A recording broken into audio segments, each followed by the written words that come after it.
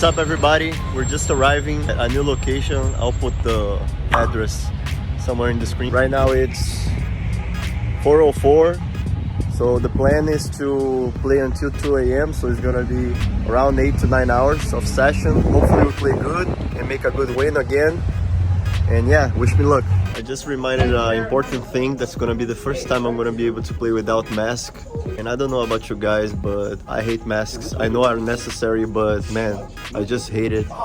What's up, man? Jumping in there. I was jumping in. Yeah, you get pimples, you get everything, you know.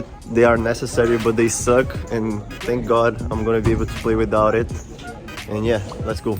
Welcome to the Poker Profit Vlog, the first poker vlog created to help you becoming a better poker player. I buy in with 500, which is the max at this game. First hand, I'm in the button. 3 limpers before me. I limp as well from the button. 6 players see the flop. The flop comes ace 4-3 with 2 spades. I have a gut shot and a flush draw in position. Under the gun +1 bets 5. Cutoff calls. I re-raise to 25 here because I felt weakness from them, and if they fold I won't mind. Then the small blind calls, and right now I get a little more cautious because there is a chance someone has a better flush draw than mine. Under the gun +1 calls, cutoff calls, 4 players see the turn. The turn comes a jack of spades, I make a flush, everybody checks to me, I decide to check back here. The river comes a queen of diamonds. Now if everybody checks, I'm gonna bet. That's exactly what happens. And then I decide to polarize here and bet big. I bet $90. Maybe they won't give me the flush because I checked turn. And if someone re-raises here, I'm gonna just fold. That's the plan. But everybody folds and I take down the first pot. Next hand is a bomb pot. First flop is 6-6 jack. Second flop is 2-5-5. Both flops are rainbow. I have 6-9 from the button. Under the gun bets 25. 3 calls before me, so I call as well from the button. 5 players see the turn. The turn is a queen of hearts and a 4 of hearts. Both cards that doesn't change a lot. The middle position bets 100. Hijack goes all in for 130. And here, even though I have just a 9 kicker, I'm also playing for the 3 in the lower board. And I don't think folding is a good play. I think I should call here and hopefully not see a better hand than mine in the upper board and be playing for a gut shot in the lower board. So I decide to call. Middle position calls as well. The river is a 4 of diamonds in the upper board and a king of hearts in the lower board. I don't hit my gut shot. She checks. All in. And here, I think I should shove to maybe generate fold equity on her. So I decide to shove and put her all in. There is a chance she has a better 6 than I do, but I still think it's better to shove. She tanks for a while and ends up folding. I show 6-9 offsuit. The other guy shows ace-5 of spades and we end up chopping. Next hand is another bomb pot.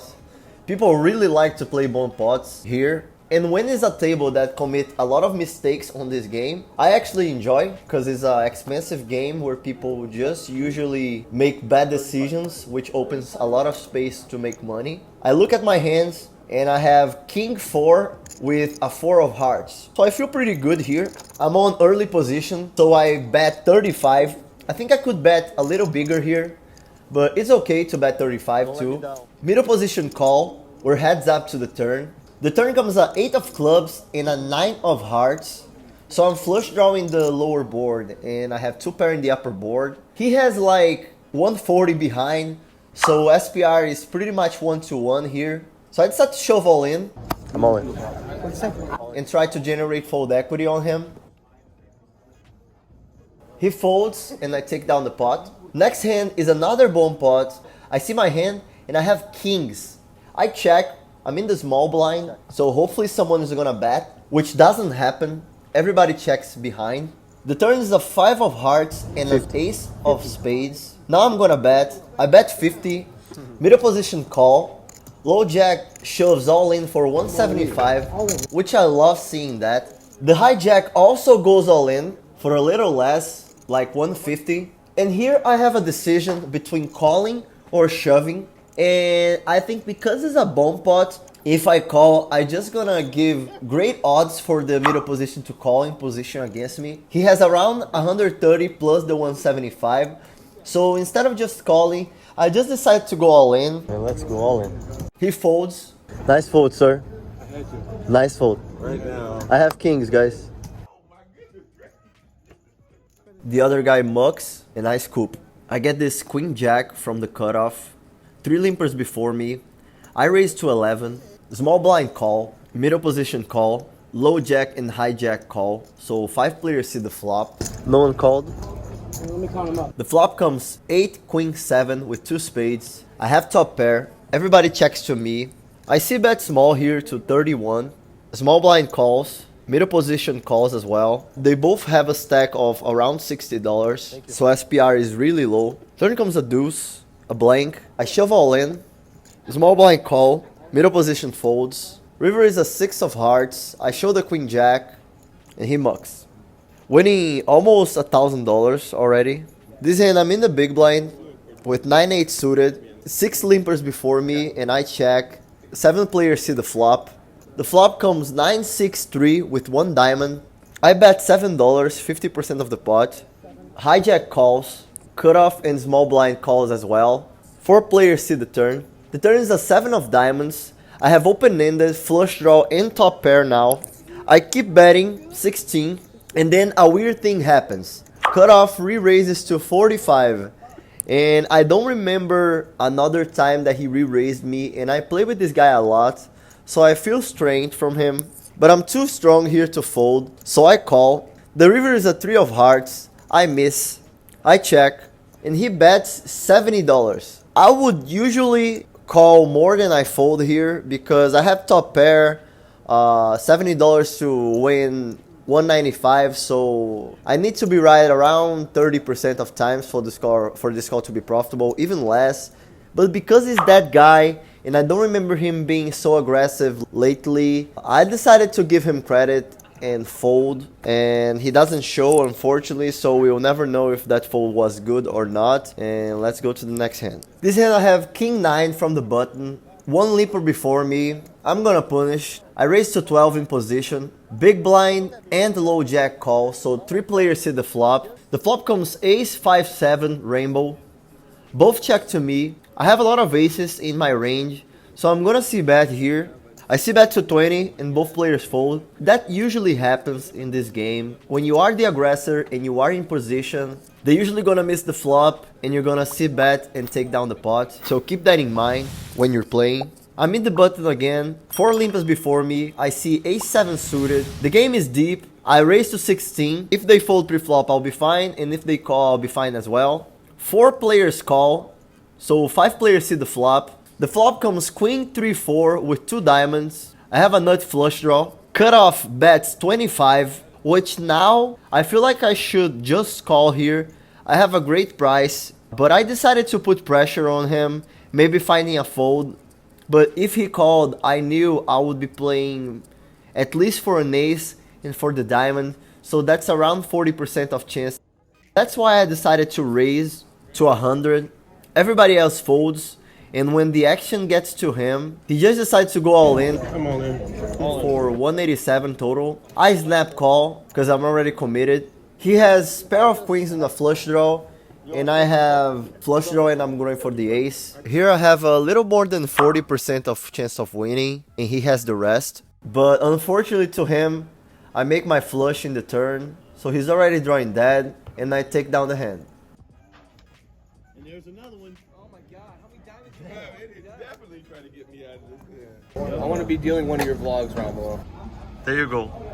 This is Matt, volunteer dealer at Windy City Poker. Really nice guy. He wanted to be shown at the vlog, and there you go. If you live around Chicago area and never came to Windy City, you should definitely check this place out. Full of nice people, good action, and I'm not getting a single dollar to say that, just to make it clear. Next hand is another bomb pot. I see my hand and I have ace 5 offsuit, 2 pair in the lower board. I'm in the middle position. I bet $45. This game is complicated because there's no pre-flop, but I think 2 pair is enough for me to lead out here. 45 in a pot that has 70. Low jack calls, button calls as well. 3 players see the turn. The turn comes a good card in the upper board for me because now I have a gut shot. And again, SPR is a little low. Both have an effective stack of 200. So in this game, I rather try to generate fold equity instead of check and letting them going all in on me. I'm not sure if it's correct because I'm new to this game. Let me know what you think about that in the comment section. But I shove all in. One of them fold. The guy in the button tanks for a long while.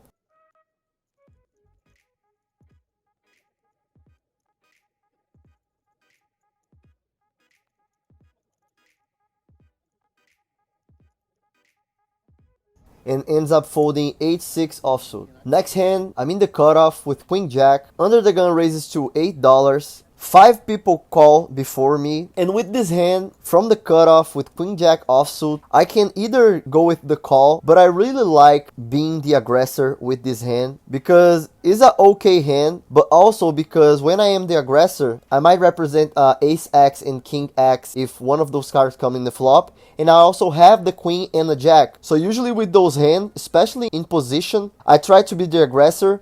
And that's what I decided to do here. I decided to 3-bet to $50 in position. In case some of them call, it's fine. I'm still playing in position with an okay hand. And if everybody folds, I take $43 and end the hand right there. The only person that can really generate some problem for me, in my opinion, is the guy in the under the gun. But after he folds, I'm way more confident that I'm gonna take this hand down, pre-flop or post-flop. And this is what happens. Everybody folds and I take the pot.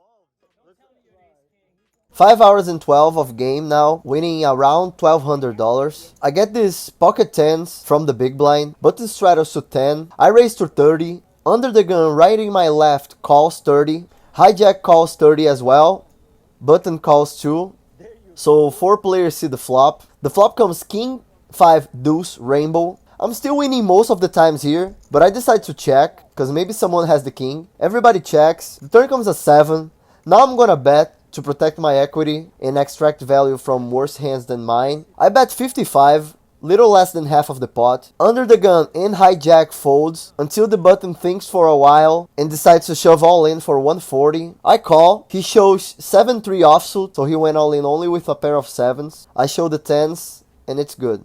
That's one of the situations that it pays off to be considered an aggressive person. If let's say I was a tight guy for the whole table, he would probably fold this pair of 7s with a weak kicker. But because of my image, he went all in and I extracted the most from him. It's another bomb pot. I'm in the button and I see Ace 5 suited. I have a pair of aces in the lower board and pretty much ace high with a runner chance of hitting a flush in the upper board. Middle position bets 40, low jack calls. I think I'm good enough to call here from the button and the game is deep enough. 3 players see the turn. Both turns are great for us. I hit a pair of aces in the upper board, and now I have a flush draw in the lower board. MP goes all in for 207, low jack folds, and here I just have to call. I have a pair of aces on both boards, and I have a flush draw on the lower board. I hit the flush on the lower board. I show the ace 5 suited. He shows ace 7. He had 2 pair on the lower board, but I got it with the flush. And we chop in the upper boards, and I get 3/4 of the pot. Got a little bit lucky. He played good with the ace 7, but that's poker. Sooner or later I will get unlucky as well, and I'll make sure you guys to see it. And let's go for the next hand. Next hand I see ace 10 suited from the big blind. Button straddles to 10 again. I'm gonna raise here. I raise to 30. 3 players call me, so 4 players see the flop. The flop is bad for us. We totally miss. I decide to check because my image is of an aggressive guy, so I don't think a c-bet will get through many times. Everybody checks. The turn is a 3. I decide to try it. I bet $40. Maybe they think I'm going for value here, like pocket 10s, pocket 9s, and decide to fold. Who knows? One of them folds, but the MP and the button call, so 3 players see the river. The river is a 6 of diamonds. I give up the hand. I check. Middle position checks until the button raises 100 and I fold. This next hand I'm in the under the gun with Queen Jack suited. I decide to limp. I usually will not do that, but I decided to test the table, how the table reacts for me limping. I have a great hand. I will see this flop unless something very awkward like raise, re-raise, and re-re-raise. Then I'm gonna fold this hand. But if I'm limping here, I'm just gonna call for pretty much any raise. Under the gun raises to 10. 4 players call. And here, I feel like I'm in a good spot to limp-raise. I would do this with aces sometimes, kings as well. So I think balancing my range with a hand like queen-jack suited makes total sense. So I decide to limp-raise here. I raise to $80. I make it big because I'm out of position. And honestly, I would like everybody to fold. But if they call, I'm still gonna see bet 90% of the flops and hopefully take the hand. And now, the under the gun who opened raise decided to call, and looking at him, I felt like he was strong. And because I felt that, I just started to be even more cautious, afraid of him having aces, kings, queens. Queens are less likely because I have a blocker here, but I felt like he could have something really strong. Everybody else folds.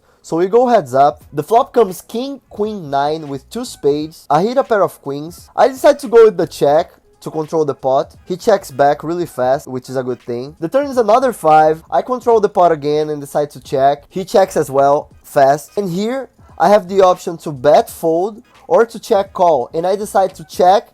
And in case he bets, I'm just gonna call, which it doesn't happen. He checks back. I show the queen jack and it's good enough. He said after he had ace 10 suited. This next hand I see pocket aces from the middle position. I get one limper in my right. I raise to 16 because people were just calling, so I'm gonna raise big here. Cutoff calls when the button decides to 3-bet to $50. He is a good player. He could be doing this with some hands like ace 5 suited or something like this, but he is also very tight. So hopefully he could have kings, queens, maybe jacks here. And I don't want to let him see this flop cheaply because his stack is a little more than $500. So the game is deep enough. So I'm going to decide to 4-bet here. I decide to 4-bet to 160, cut off fold. Brazil, what is the problem with you? He tanks for a long while and ends up folding. After I mugged, he showed queens. Queen. Nice fold. Nice fold. Trust me. Nice fold. We only trust you if you show. We don't believe. This next hand, I'm in the big blind. Under the gun straddle to 5. And I see pocket 9s in the big blind. I'm gonna raise here. I raise to 23. Cutoff calls. He's one of the funniest guys I have met in poker. I don't know his name, but I like him very much. 2 players see the flop. The flop comes king, queen, 4 with 2 hearts. That's a bad flop for me. But I decide to keep betting. I bet a third of the pot, trying to represent strength, which it doesn't work. He calls. In the turn, I hit my set of 9s. And here, my instinct says that if I check, he's gonna bet. So I decide to trust my instincts and check. Check. He bets $50. And here I'm gonna definitely check raise. He has like 500 behind, so I want to extract maximum value here by check raising and shoving river. I raise to 165. He tanks for a while and ends up calling the 165. The river comes a 5 of hearts. Flush draw gets there. And here I have 2 options, in my opinion. I can check and call for any bet, or I can decide to bet and fold if he shoves. And I choose the second option by betting an amount that I think he wouldn't shove if he didn't have a better hand than I do, such as flush or even jack 10 suited. So I bet 185. He has like 300 behind, so he won't think I will fold for a shove. I will actually do and save little more than $100. He thinks for a long time and ends up folding black aces face up. Very nice fold. I wonder what he would do if he had the ace of hearts, because I think that would be a nice spot to bluff, but I don't know if he would have the balls to do it. Next hand, I see aces again. I'm in the button. Middle position raises to 13. I'm gonna 3-bet small here. I 3-bet to 30. Small blind calls the 30, but he is really loose, so I don't think he's in the top of his range here. Middle position calls as well, so 3 players see the flop. The flop is a great one. Jack 7-5 with 2 clubs. Hopefully one of them hit the jacks. Small blind raises to 30. Middle position folds. I'm gonna definitely re-raise here. I re-raise to $80. Super hot. Damn, you want me to dance? You want me to dance with you, oh my god. He calls. The turn is a 6 of spades. Doesn't change so much. I think that's actually a good card. Small blind checks. I bet 140. He calls again. The river is a 7. He checks. He might have a 7 in his hand, but he also might have a jack, which is even more likely than a 7. So I'm gonna shove here, hopefully extract maximum value. I put him all in. All in. He calls. I show the aces. Oh my god, Bro. He mucks. Man, I feel bad to take money out of people. I'm not saying that you're ecstatic that you smashed the fucking guy for the 5th time.